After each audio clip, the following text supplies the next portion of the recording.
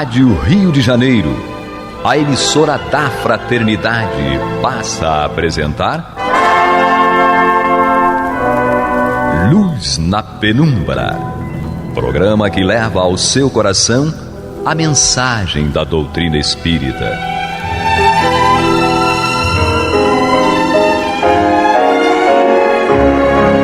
E com vocês, Eduardo Araújo, para o estudo de O Livro dos Médiuns, da obra codificada por Allan Kardec. Olá, prezados amigos da Rádio Rio de Janeiro, sejam todos muito bem-vindos. Fenômenos físicos acontecem nesse momento, mas o nosso pardal já está ali resolvendo os fenômenos físicos. Sejam todos muito bem-vindos.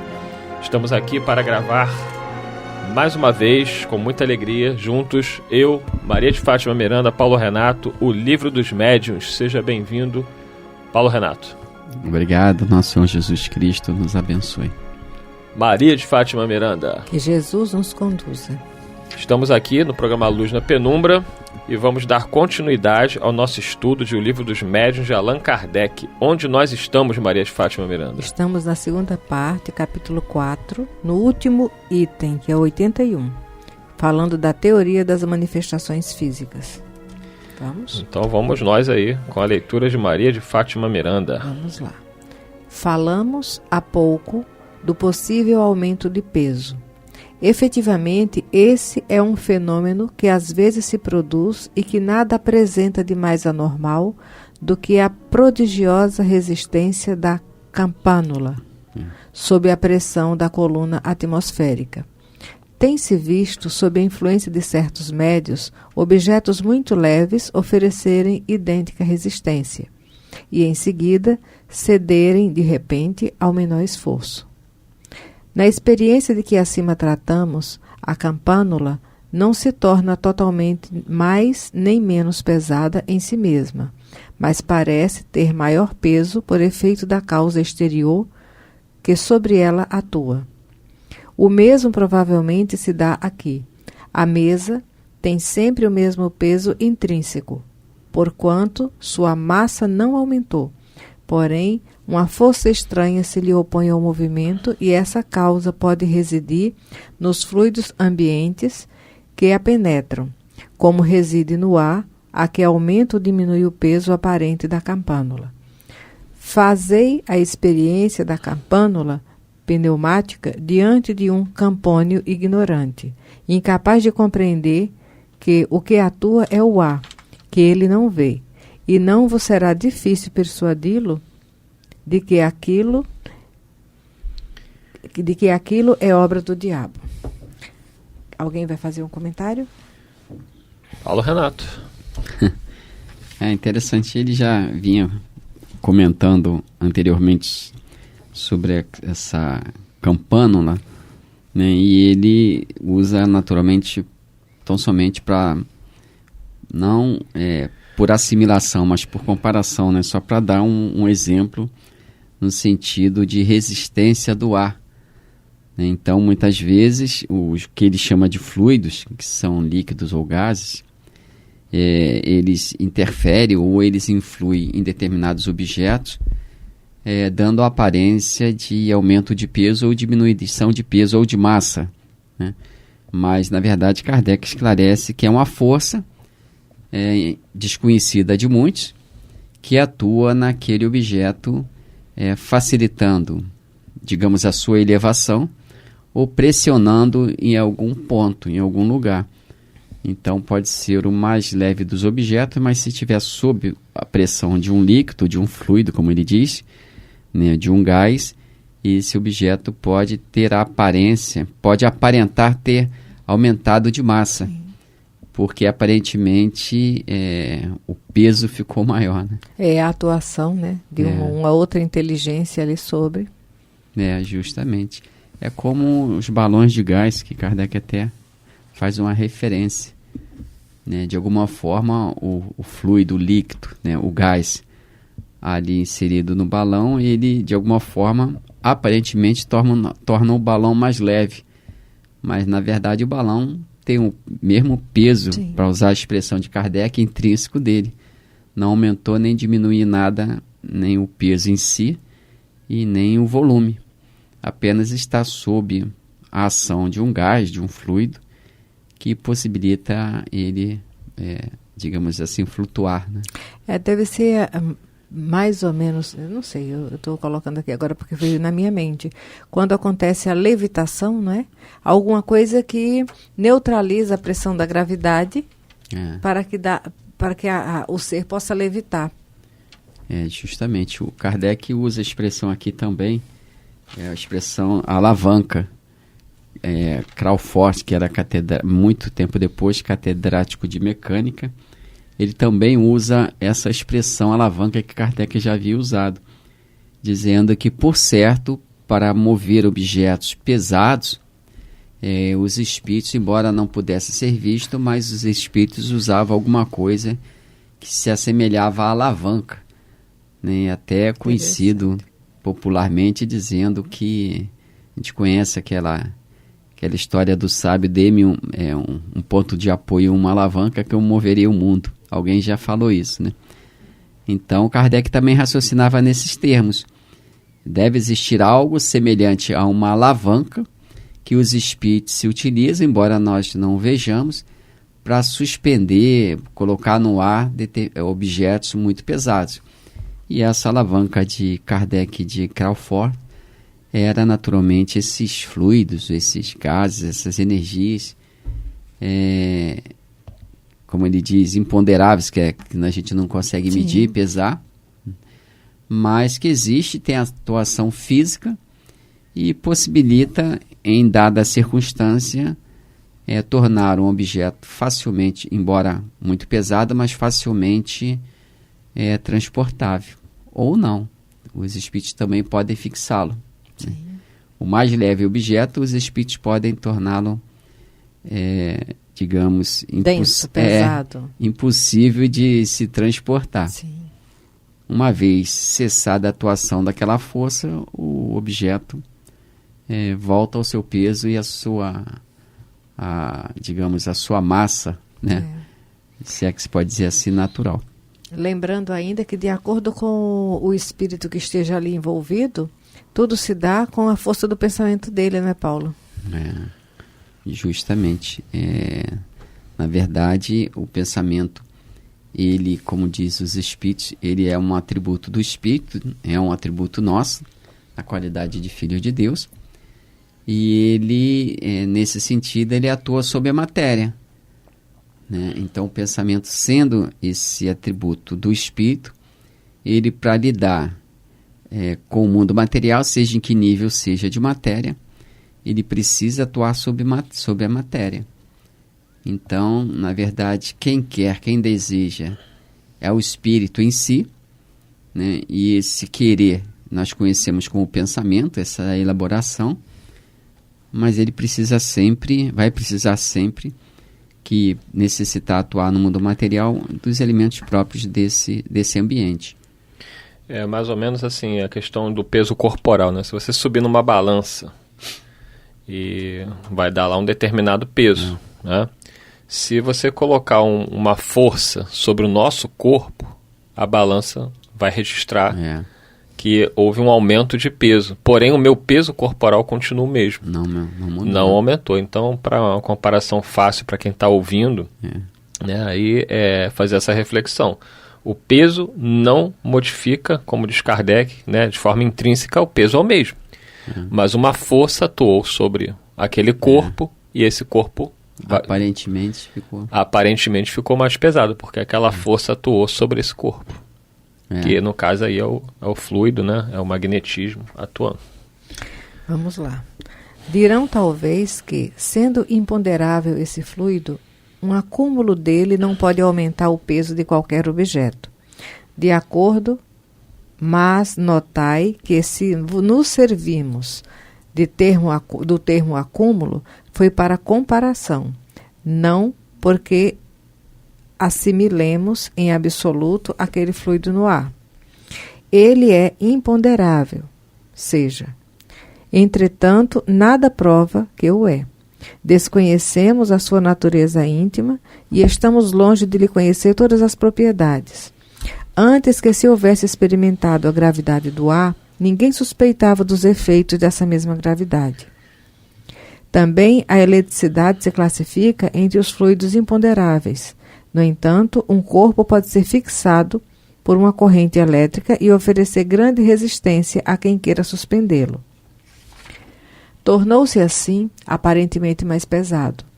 Fora ilógico afirmar-se que o suporte não existe simplesmente por não ser visível. O espírito pode ter alavancas que nos sejam desconhecidas. A natureza nos prova todos os dias que o seu poder ultrapassa os limites do testemunho dos sentidos. Só por uma causa semelhante se pode explicar o singular fenômeno, tantas vezes observado, de uma pessoa fraca e delicada levantar com 2 dedos, sem esforço e como se tratasse de uma pena, um homem forte e robusto, com a cadeira em que está sentado. As intermitências da faculdade provam que a causa é estranha à pessoa que produz o fenômeno. Isso é um fenômeno extraordinário, né? Eu vi um vídeo uma vez, não sei se é real ou não, parecia ser real, uma mãe que caiu um objeto sobre o filho, era um objeto extremamente pesado, ela não teria condições de levantar aquele objeto, e ela, né, busca, né, no desespero de uma mãe, ela consegue levantar o objeto, mas você vê claramente que houve uma interferência estranha ali. Caso não tenha sido uma montagem, né, a possibilidade. O que não parecia ser, dentro desse conceito que Kardec está explicando, a explicação não seria um milagre, né? Houve um milagre, não. O que houve é que os espíritos, atuando sobre aquele objeto que caiu sobre o filho dela, né, envolveram o objeto com esse magnetismo, com esse fluido, tornando, né, possível dela levantá-lo como se fosse, né, um objeto muito leve. E esse princípio ele é racional porque se Allan Kardec presenciou com os próprios olhos mesas compactas, pesadíssimas, suspensas no ar, por que os espíritos não poderiam levantar aquele objeto para ajudar aquela mãe? Tranquilamente. O próprio Daniel Douglas Home deu uma série de exemplos desses, com as experiências próprias, né? É que tudo que nós não encontramos uma lógica própria, a gente ou classifica como falso ou como sobrenatural, né?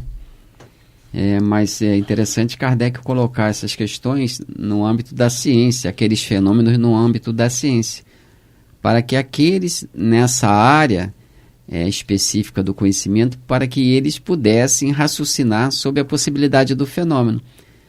Por isso que ele diz que o Espiritismo é uma ciência nova, não é uma ciência de laboratório, mas o método de investigação, ele é o método científico.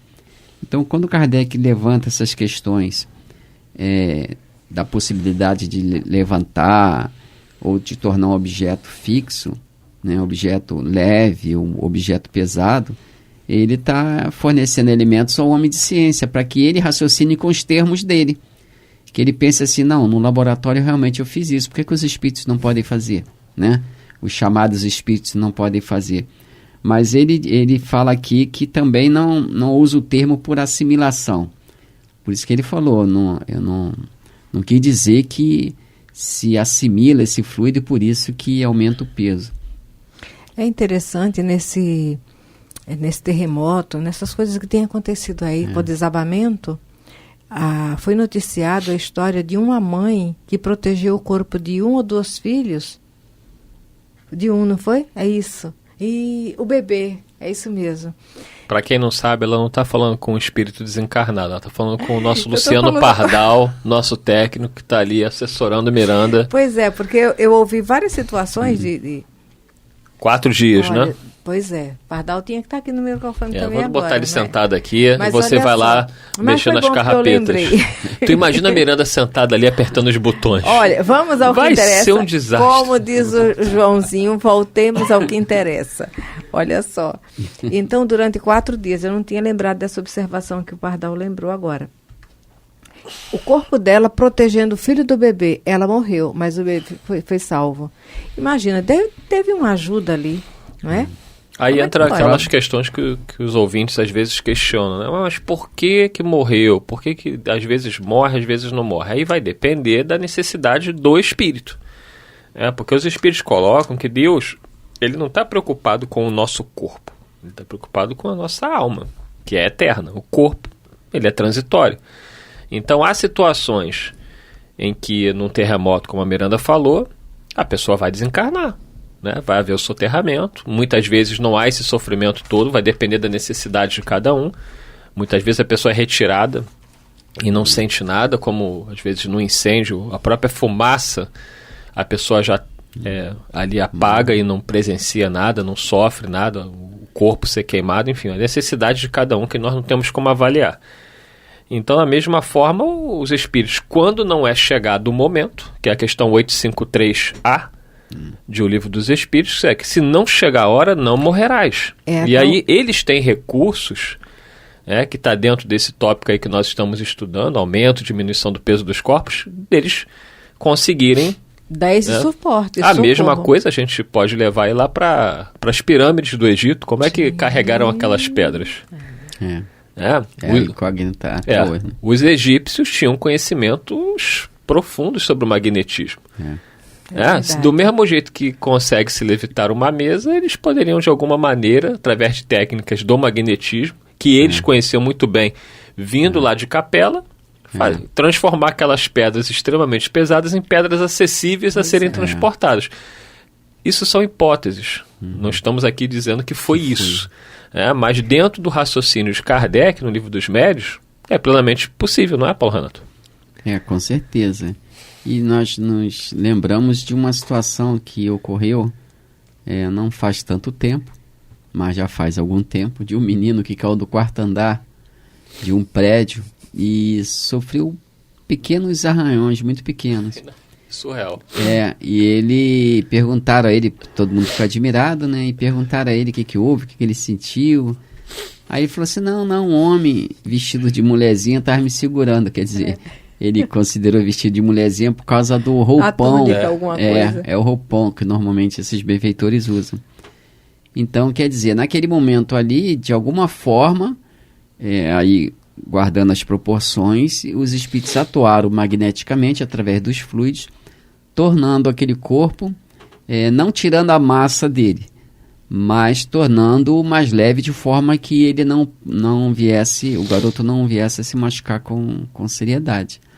Então, isso pode parecer estranho, absurdo, ilusório para muita gente, mas aqueles que lidam ou que lidaram com esses fenômenos, e as bibliografias são imensas de cientistas nessa área de pesquisa, confirmando a possibilidade do fenômeno. Não queremos dizer que todos tenham essa explicação.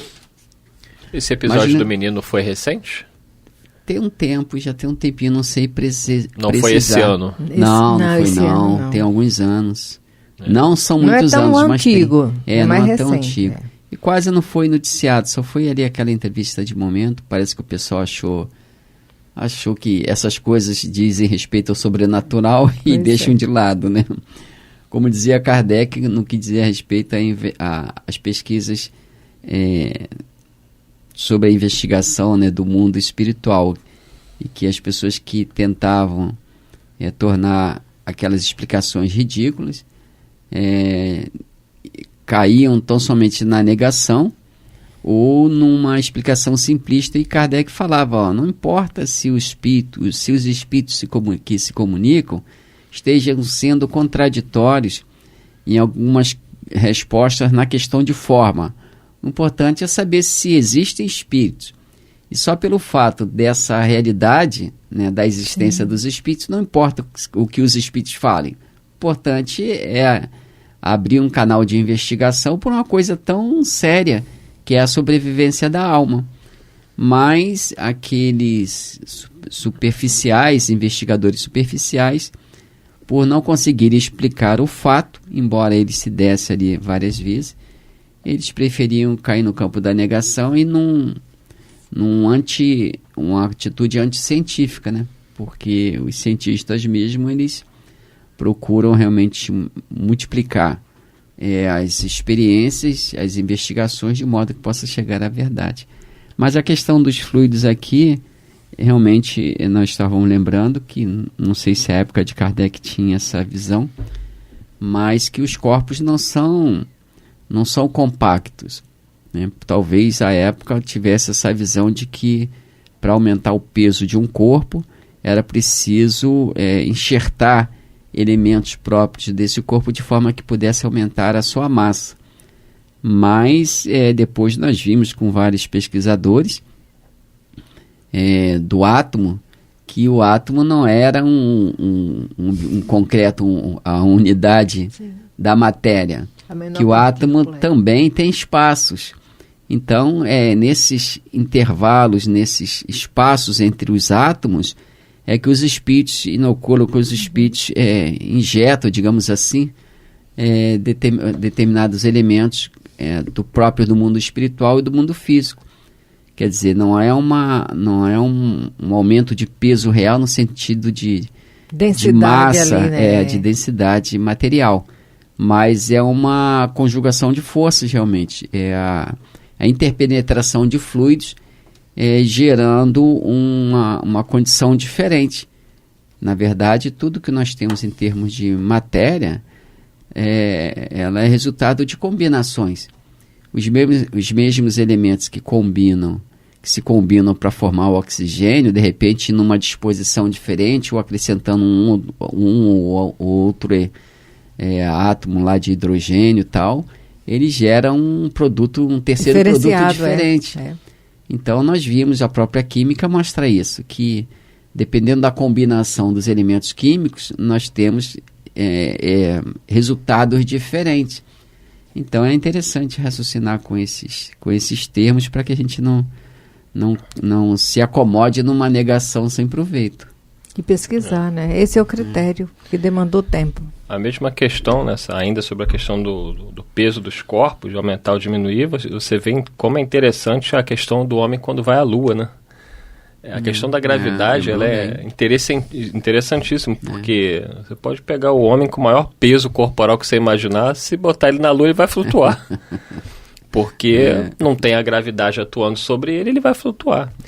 E os espíritos conseguem atuar, né, dentro desses processos aí, inclusive, por isso que se imaginava que era uma derrogação das leis da natureza, porque a lei da gravidade, como é que pode um corpo ficar flutuando? Não existia o avião, né, para provar. Exatamente. Então existem forças atuando ali que se desconhecia à época, e o próprio avião comprova isso hoje.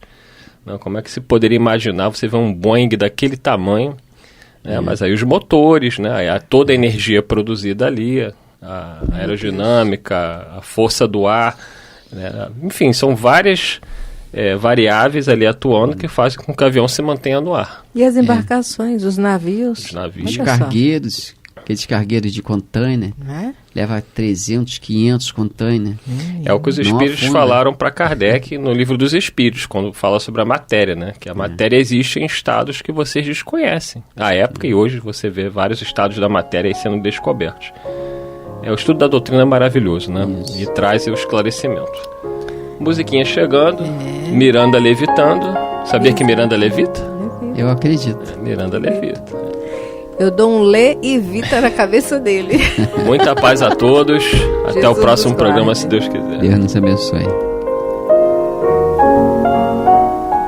Você está ouvindo o programa Luz na Penumbra.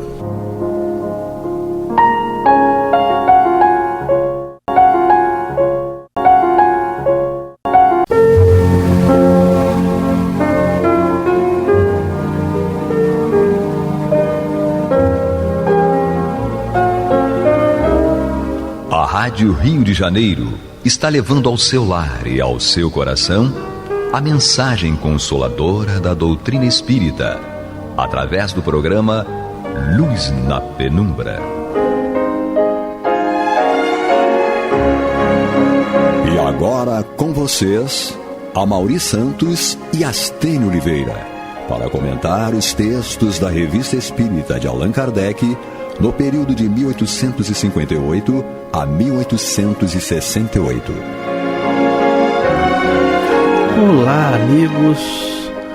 Sejam bem-vindos ao nosso estudo, né, da Revista Espírita de 1858 a 1868. Eu, Amaury Santos e Astênio Evangelista de Oliveira.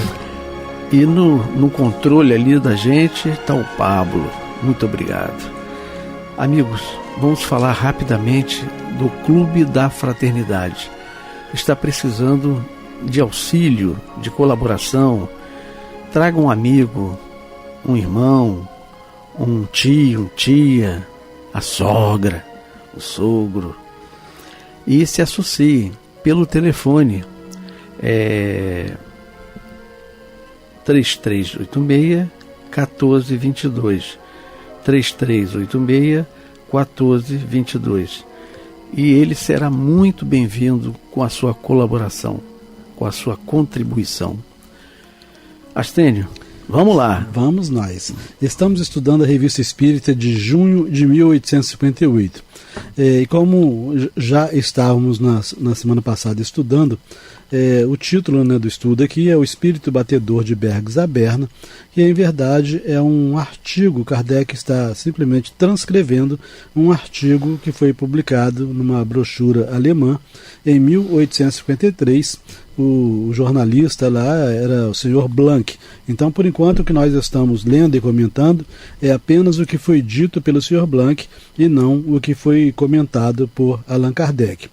Então, nós estávamos vendo no nosso último encontro que a criança ela estava passando por uma série de desgastes, né, provocados pelos espíritos, e que já estavam, além dos arranhões, um zumbido, gritos de animais, de aves, sim, de grande papagaio, porte, né, ganso. Isso. Então o quarto da menina estava uma verdadeira orquestra, estava uma verdadeira orquestra, além dos arranhões, né, verdade. Batida no teto, enfim.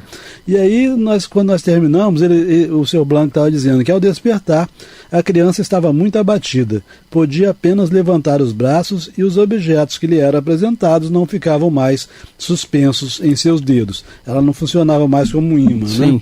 E aí prossegue o Sr. Blanc dizendo o seguinte: curiosos em conhecer o que ela havia experimentado, interrogaram-na várias vezes, né? Porque se a gente se lembra, ela teve uma manifestação em que ela virava a cabeça para a esquerda, para a direita, como se estivesse vendo alguma coisa. Às vezes ela expressava um sorriso, né? Isso dormindo. A mão também, né? Estendia a mão, como se estivesse estendendo pegando a mão para alguém, né? E aí, curiosos em conhecer o que ela havia experimentado, interrogaram-na várias vezes. Somente após reiterados pedidos foi que se decidiu a contar que havia visto conduzirem e crucificarem o Cristo no Gólgota. Né? Quer dizer, considerando que isso seja um fato, né, porque não é impossível, muito provavelmente ela voltou a uma experiência no tempo em que ela teria estado presente efetivamente. Exatamente. Né? Mas não necessariamente, porque os espíritos também podem apresentar para a gente como se fosse um filme. Né? E aí a gente participa. Não necessariamente nós estivemos lá. Né? Não necessariamente estivemos lá. Bom, mas então o fato é que ela participou durante a noite, né, da crucificação de Jesus. Sim. Né? Então havia visto conduzirem e crucificarem o Cristo no Gólgota. Que a dor das santas mulheres prostradas ao pé da cruz e a crucificação haviam-lhe produzido uma impressão impossível de descrever. Também tinha visto uma porção de mulheres e de virgens vestidas de negro e pessoas jovens em longas roupas brancas percorrendo em procissão as ruas de uma bela cidade. Finalmente foi conduzida a uma vasta igreja onde assistiu a um serviço fúnebre. Então a menina era uma médium espetacular, não é? Fantástica. Bom, prosseguindo, em pouco tempo o estado de Philippine Sanger se alterou de modo a causar inquietação sobre sua saúde, porque, estando acordada, divagava e sonhava em voz alta. Então, sonhava em voz alta, divagava, estando acordada, né? Não reconhecia os pais, nem a irmã, nem qualquer outra pessoa, vindo esse estado agravar-se mais ainda por uma completa surdez. afetou a saúde dela, né? Sim. Que persistiu durante 15 dias. Então, o que persistiu durante 15 dias foi a surdez. Tá? A surdez. Não podemos silenciar sobre o que se passou nesse lapso de tempo, durante a surdez dela. Perfeito. Uhum. Bom, ele diz assim, a surdez de Filippine manifestou-se de meio-dia às 3 horas, ela mesma declarando que ficaria surda durante um certo tempo, que cairia doente. Então, obviamente, se ela declarou, porque já tinham falado com ela, né? Sim. Que ela iria ficar Os doente. espíritos aí, é o que eu entendo, eles falaram com ela para deixá-la calma. Sim, olha, você vai acontecer isso, fique mas preparada. Fique preparada, fique tranquila. Né? Então, o que há de singular é que, por vezes, recuperava a audição durante cerca de meia hora, com o que se mostrava feliz. Então, ela ficava surda, mas aí, de um momento para outro, ela ouvia e voltava a ficar surda. Gente do céu, quanta coisa a aprender, né? E são fenômenos materiais, né? Então, vocês veem que o invisível pode afetar a matéria. Sim, né? Pode, né, interferir Perfeito. No meio material. Ela própria predizia o momento em que a surdez se manifestaria e desapareceria. Uma vez, entre outras, anunciou que à noite, às 8h30, ouviria claramente durante meia hora. Perfeito. Com efeito, a hora predita voltou a ouvir, e isso durou até as 9 horas. Que beleza, hein? A gente não tem nada a perder estudando tudo, né? É verdade. Kardec se enfronhava. Vamos ver se tem verdade nisso aqui, né? Isso, porque você está lendo o que foi colocado na brochura. Sim. Né? Mas ele não tem interferência de Kardec ainda não, com opiniões. E pior para nós é que o Kardec vai deixar ainda para o próximo capítulo. Para poder comentar. É verdade. Durante a surdez, seus traços se modificavam. Seu rosto adquiria uma expressão de estupidez. Então agora ela ficava meio abobalhada. Idiotia. Isso. Então durante a surdez seus traços se modificavam, seu rosto adquiria uma expressão de estupidez que perdia tão logo retornava ao estado normal. Então, muito provavelmente, quer dizer, uma das possibilidades é que um espírito, né, meio estúpido, né, também se incorporava a ponto de alterar a própria audição dela, né, e alterar a fisionomia dela. Nada então causava impressão sobre ela. É importante, né, a gente aproveitar isso aqui, porque a gente tem 2 encarnações para terminar mesmo esse livro, né? É verdade. Então é importante a gente considerar, porque muitas das vezes espíritos desencarnados provocam prejuízos aos encarnados sem desejar provocar prejuízo. Porque o amor também, se ele não tiver controle, ele pode causar muito mal. Exatamente. Né? Então, alguém que desencarne com uma tuberculose, por exemplo, né? E aí a mãe desencarna com a tuberculose, muito apegada à filha, e aí não quer sair do lado... Se aproxima dela, daqui a pouco causa dano. Tá a filha tuberculosa também. Exatamente. Né? Então, nada então causava impressão sobre ela. Ficava sentada, isso nesse momento da estupidez, tá certo? Uhum. Então, nada então causava impressão sobre ela. Ficava sentada, olhando as pessoas presentes fixamente e sem as reconhecer. Ninguém se podia fazer compreender, a não ser por sinais aos quais, em geral, não respondia, limitando-se a ficar, porque ela estava surda, então não adiantava falar com ela, né? Então faziam sinais, mas ela normalmente não respondia aos sinais, limitando-se a fitar os olhos sobre os que lhe dirigiam a palavra. Uma vez agarrou pelo braço, de repente, uma das pessoas presentes e lhe disse, empurrando-a: "Quem és, pois?" Né? Então, quer dizer, como ela também não conhecia. O espírito devia estar se manifestando ali. Né? E aquela pessoa, a pessoa que estava ali era conhecida e ela não conhecia. Nesse momento ela não conhecia ninguém. Né? "Quem és, pois?" Nessa situação permanecia às vezes por mais de hora e meia imobilizada na cama. Seus olhos mantinham-se semiabertos e parados num ponto qualquer. De vez em quando giravam à direita e à esquerda, voltando depois ao mesmo lugar. Toda a sensibilidade parecia então embotada. O pulso apenas batia, e quando lhe colocavam uma lâmpada diante dos olhos, não fazia nenhum movimento, dir-se-ia morta. É duro, né? Porque a gente tem um caso desse na casa da gente, né? Uhum. Nossa, é muito desgastante. Eu me lembro, você falou uma coisa muito importante. Famílias humildes procuravam o meu avô, que era uma pessoa comum. Uhum. Mas a minha avó, quer dizer, bisavó, ela tinha fenômenos mediúnicos. Então ela dormia e ela falava a prescrição do medicamento. E o meu avô, meu bisavô, escrevia qual era o medicamento e comprava na farmácia e dava para as pessoas humildes. Interessante. Né? Exatamente. Bom, durante a surdez, numa noite em que se achava deitada, aconteceu pedir uma lousa e um giz, um quadro de giz, né? E um giz, escrevendo em seguida. Às 11 horas, então ela é engraçado que fala assim, a questão era de surdez. Mas era de surdez, mas ela não falava também, porque ela tinha que escrever do quadro de giz. Exatamente. Então não era só surdez, era mudez também. Não é? Então, durante a surdez, numa noite em que se achava deitada, aconteceu pedir uma lousa e um giz, escrevendo em seguida. Às 11 horas falarei alguma coisa, mas exijo que permaneçam quietos e silenciosos.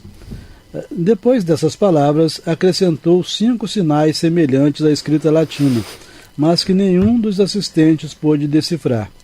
Foi escrito na lousa que ninguém compreendia aqueles sinais. Em resposta a essa observação, ela escreveu: não é que não possais ler. E mais abaixo, não é alemão, é uma língua estrangeira. Em seguida, virando a lousa, escreveu do outro lado: Francisque, que era a irmã dela, né? Francisque, que era a irmã mais velha dela. Francisque sentar-se-á à mesa e escreverá o que eu ditar. Isso lá às 11 horas, né? Então a Francisque é como se a Francisque fosse a médium dela. Né? Perfeito. Sentar-se à mesa e escreverá o que eu ditar. Fez acompanhar essas palavras de 5 sinais semelhantes aos primeiros e entregou a lousa. Notando que tais sinais ainda não eram compreendidos, pediu de volta a lousa e a ditou. São ordens particulares. Então, as pessoas certamente continuaram sem entender. Eram ordens particulares que ninguém entendia nada. Exatamente. E muito provavelmente também não interessasse para eles. Vai ver, né? Que era o latim de Roma, né? Pode ser. Não, mas ela de qualquer forma, ela esclareceu assim: vocês não estão entendendo, mas são ordens particulares, não interessa para vocês também. Né? Continue não entendendo. Um pouco antes das 11 horas, disse: ficai tranquilos. Então, nesse momento, ela falava. Tem hora que ela falava, tem hora que ela... Né? Bom, então, pouco antes das 11 horas, disse: ficai tranquilos, que todos se sentem e prestem atenção. E, ao baterem 11 horas, virou-se em seu leito e entrou em sono magnético habitual. Alguns instantes mais tarde, nota que o sono aqui não foi sono natural, foi sono magnético. Se é sono magnético, algum magnetizador... Tem interferência. Algum magnetizador está provocando o sono. E se é que a gente se lembra, né, tinha uma magnetizadora distante, né, que manteve contato com ela, e à distância ela magnetizava essa menina e fazia essa menina dormir. Né, uma magnetizadora encarnada. Né? Então vamos lá. Alguns instantes mais tarde, pôs-se a falar, sem interrupção, durante cerca de meia hora. Entre outras coisas, declarou que durante o ano em curso produzir-se-iam fatos que ninguém compreenderia, e que todas as tentativas feitas para os explicar seriam infrutíferas. Ou seja, já estava indicando que esse ano também vocês não vão ter sossego. Né? Bom, durante a surdez não adiantava chamar a polícia, que não tinha solução, né? Podia ser até preso por loucura. Durante a surdez da jovem Sanger, a desordem dos móveis, a abertura inexplicada das janelas e a extinção das luzes colocadas na mesa de trabalho repetiram-se várias vezes. Certa noite, então ela estava surda, mas a barulhada continuava, né? Certa noite aconteceu que 2 bonés que estavam pendurados em um cabide do quarto de dormir foram atirados sobre a mesa do outro quarto, derrubando uma xícara cheia de leite que se esparramou pelo chão. As batidas contra o leito eram tão violentas que o deslocaram de seu lugar, deslocaram o leito, do lugar. Algumas vezes foi mesmo desmontado ruidosamente, sem que as pancadas se fizessem ouvir. Quer dizer, o leito era desmontado, sem ninguém ouvir pancadas. Olha só. Olha só. Que fenômeno. Olha só que triste. É. Bom, como houvesse ainda pessoas incrédulas, muito provavelmente a causa principal era o desejo de que aqueles fenômenos levassem determinadas pessoas ou inúmeras pessoas a pensar na vida espiritual, na vida após a morte. Perfeito. Toda. Mas mesmo assim existiam pessoas incrédulas observando aquilo. E isso é muito engraçado, engraçado e triste. Por mais que as pessoas vejam como Tomé, não acreditam. Não acredito, mesmo vendo. Então, pastor, como houvesse ainda pessoas incrédulas, ou que atribuíam essas singularidades a uma brincadeira da criança, vai ser tonto assim, a criança está sofrendo lá e está brincando com essas coisas, Bom, então, ou que atribuíam essas singularidades a uma brincadeira da criança, que segundo elas batia ou arranhava com os pés ou com as mãos, se bem tivessem os fatos sido constatados por mais de 100 testemunhas, e que fora verificado que a mocinha tinha os braços estendidos sobre a coberta enquanto se produziam os ruídos. Deixa eu voltar aqui um pouquinho mais atrás aqui para dar a entonação correta. Como houvesse ainda pessoas incrédulas ou que atribuíam essas singularidades a uma brincadeira da criança, que segundo elas batia ou arranhava com os pés ou com as mãos, se bem tivesse os fatos sido constatados por mais de 100 testemunhas, e que fora verificado que a mocinha tinha os braços estendidos sobre a coberta enquanto se produziam os ruídos, o capitão Zentner, que era um dos presentes, imaginou um meio de os convencer os incrédulos, de que não era a menina que fazia isso. Isso, Mandou trazer da caserna, do quartel, 2 cobertores muito grossos, os quais foram postos um sobre o outro e ambos envolveram o colchão e os lençóis da cama. Eram felpudos de tal sorte que neles seria impossível produzir o mais leve ruído por simples atrito. Vestindo uma simples camisa e uma camisola de dormir, Filippine foi colocada sobre os cobertores. Apenas acomodada, as arranhaduras e os golpes se produziram como antes, ora na madeira do leito, ora no armário vizinho, conforme o desejo que era manifestado. Então o capitão fez isso para demonstrar, não é ela que está arranhando nada, com as mãos ou com não é uma fraude. Isso, não é uma fraude. Acontecia muitas vezes que quando alguém cantarolava ou assobiava uma área qualquer, o batedor o acompanhava, e os sons percebidos pareciam provir de 2, 3 ou 4 instrumentos. Então, assim, provavelmente um espírito em cada instrumento, ao mesmo tempo, ouvia-se arranhar, bater, assobiar e retumbar conforme o ritmo da área cantada. Muitas vezes também o batedor pedia a um dos assistentes que cantasse uma canção. Designava-o pelo processo que já conhecemos, naquele das arranhaduras e tal, Designava-o pelo processo que já conhecemos, e quando a pessoa compreendia que era a si mesma que o espírito se dirigia, perguntava por sua vez se devia cantar tal ou qual área. Então o espírito perguntava. Respondia-se-lhe por sim ou não. Ao cantar a área indicada, um acompanhamento de zumbidos e assobios fazia-se ouvir perfeitamente no compasso. Então, quer dizer, agora era uma orquestra pegando encarnados e desencarnados. Um cantava, outro tocava, estava uma beleza aquele ali. Estava uma orquestra, Isso, E dos dois planos. Dos dois planos.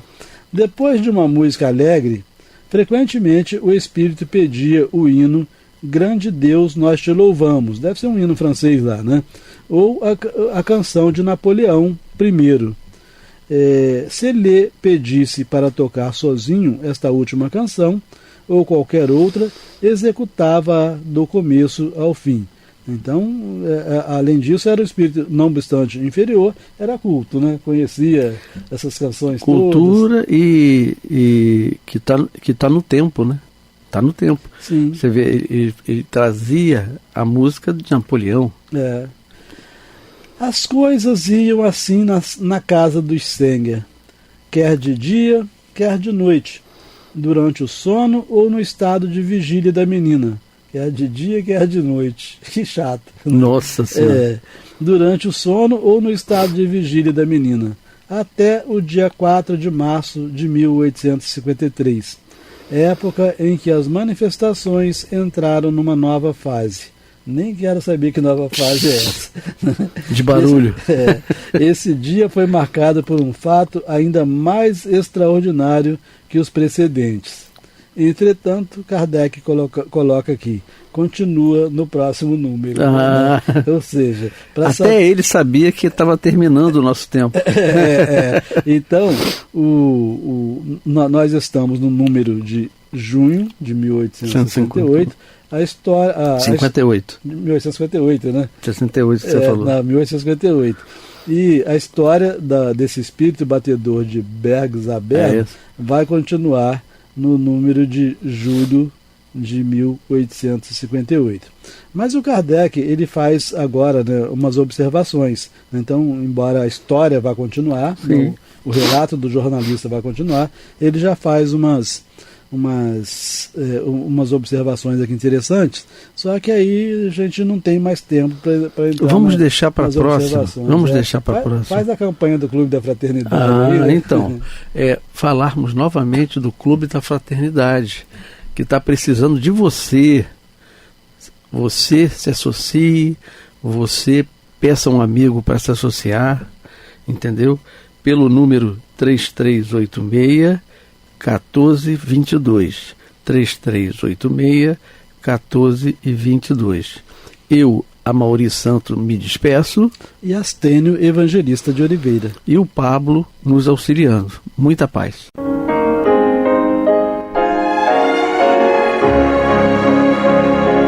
E vamos ouvir agora a prece de encerramento de nosso programa, na voz de Geraldo de Aquino. Jesus, dá-nos coragem para a luta, piedade para os insultos e misericórdia para as injustiças e ingratidões. Limpa nossa alma de inveja e ambições mesquinhas, de ódio e de vingança o nosso caminho. E que dentro em pouco, ao recolher-nos de novo ao calor do nosso leito, para que o sono nos dê a paz e o esquecimento das tristezas humanas, possamos sentir, Senhor, no mais íntimo de nosso ser, a doçura indefinível do Teu amor e a grandeza incomparável da Tua divina presença. Que assim seja.